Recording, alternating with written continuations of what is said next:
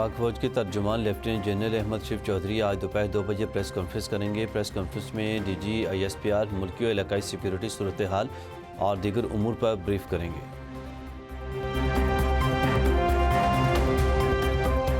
بانی P T I اہلیہ کو عدالتی فیصلوں کی پاسداری کرنا ہی ہوگی۔ وزیراعظم نے floor of the house Tehreek Insaf کو مذاکرات کی پیشکش کی۔ حکومت کی نیت پر کسی قسم کا شک نہیں ہونا چاہیے، یہ پہلے فروری میں اپنی پہیہ جام تحریک چلا کر دیکھ لیں۔ وزیراعظم کے سیاسی مشیر رانا ثناءاللہ کی خصوصی گفتگو۔ رانا ثناءاللہ نے کہا کہ وزیراعظم اسٹیبلشمنٹ اور پارٹی لیڈر کو اعتماد میں لے کر ہی پیشکش کرتے ہیں۔ پی ٹی آئی کی جانب سے کہا جاتا ہے کہ ان کے پاس تو اختیار ہی نہیں۔ بانی پی ٹی آئی ملاقات، مذاکرات اور ٹیبل پر بیٹھنا نہیں چاہتے۔ رانا ثناءاللہ نے انکشاف کیا کہ پلوامہ کے سلسلے میں میٹنگ میں عسکری قیادت، پوری اپوزیشن بانی پی ٹی آئی کا 1.5 گھنٹے انتظار کرتی رہی۔ بانی پی ٹی آئی کمیٹی روم میں بیٹھے ہوئے تھے مگر وہ اٹھ کر نہیں آئے۔ بانی کہتے تھے نہ ملنا چاہتا ہوں، نہ بات کرنا چاہتا ہوں۔ بانی پی ٹی آئی نے ریاست سے ٹکراؤ کی پالیسی جاری رکھی تو ان کا نقصان ہوگا۔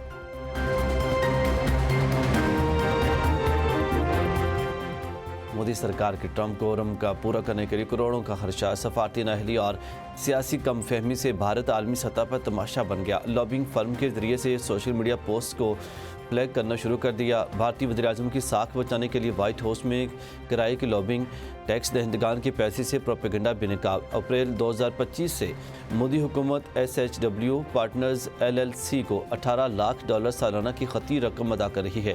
ناکام خارجہ پالیسی، سفارتی تنہائی اور عالمی سبکی چھپانے کے لیے پیسے کا بے دریغ استعمال بھارتی خزانے پر بوجھ بن گیا۔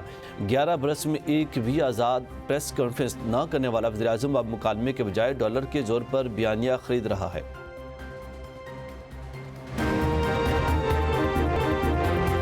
گرین لینڈ پر قبضے کی امریکی دھمکی مسترد۔ گرین لینڈ کے وزیراعظم نے کہا کہ گرین لینڈ ہمارا ہے، ہمارے عوام اس کے مستقبل کا فیصلہ کریں گے۔ امریکہ سے تعلقات بہتر ہونے کی امید کا اظہار، مذاکرات کا بین دیا۔ برطانیہ اور فرانس نے بھی امریکی صدر کی گرین لینڈ پر قبضے کی دھمکی کو مسترد کر دیا۔ برطانوی وزیراعظم سر کیئر سٹارمر نے گرین لینڈ پر ڈنمارک کے موقف کو درست قرار دیتے ہوئے کہا، گرین لینڈ کے مستقبل کا فیصلہ کرنے کا حق وہاں کے عوام اور ڈنمارک کے حکمرانوں کا ہے۔ برطانیہ اس مسئلے پر ڈنمارک کے ساتھ کھڑا ہے۔ فرانسیسی وزارت خارجہ سے جاری بیان میں کہا گیا کہ سرحدیں طاقت سے تبدیل نہیں کی جا سکتیں۔ گرین لینڈ عوام کا ہے اور یہ ان پر منحصر ہے کہ وہ اس کے ساتھ کیا کریں۔ ملک میں دھند ہی دھند، جڑواں شہر راولپنڈی اور اسلام آباد بھی ہو گئے دھند میں گم۔ ہر شہر، ہر راستہ دھندلا گیا۔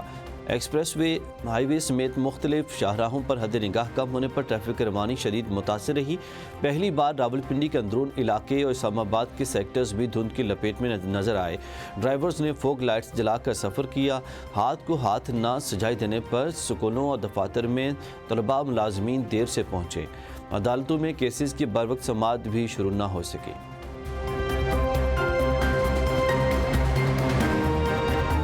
وزیراعظم شہباز شریف 18 جنوری سے سوئٹزرلینڈ کا 4 روزہ دورہ کریں گے۔ وزیراعظم جنیوا میں عالمی اقتصادی فورم میں شرکت کریں گے۔ شہباز شریف کے عالمی رہنماؤں سے ملاقاتیں بھی متوقع ہیں۔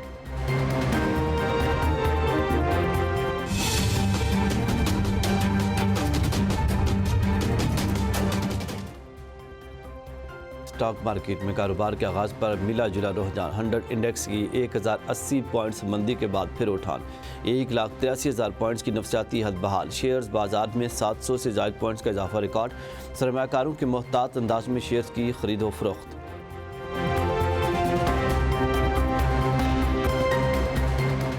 بہادری، قربانی اور حب الوطنی کی روشن مثال اعتزاز حسن کی 12ویں برسی آج منائی جا رہی ہے۔ 15 سالہ اعتزاز حسن نے 6 جنوری 2014 کی صبح ہنگو اسکول پر خودکش حملے کے لیے آئے بمبار کو دبوچ کر اپنی جان قربان کی۔ اسکول میں زیر تعلیم 2000 طلباء کی جان بچا لی۔ اعتزاز کی عظیم قربانی سے سینکڑوں ماؤں کی گود اجڑنے سے بچی۔ بے مثال بہادری پر حکومت نے اعتزاز حسن کو تمغہ شجاعت سے نوازا۔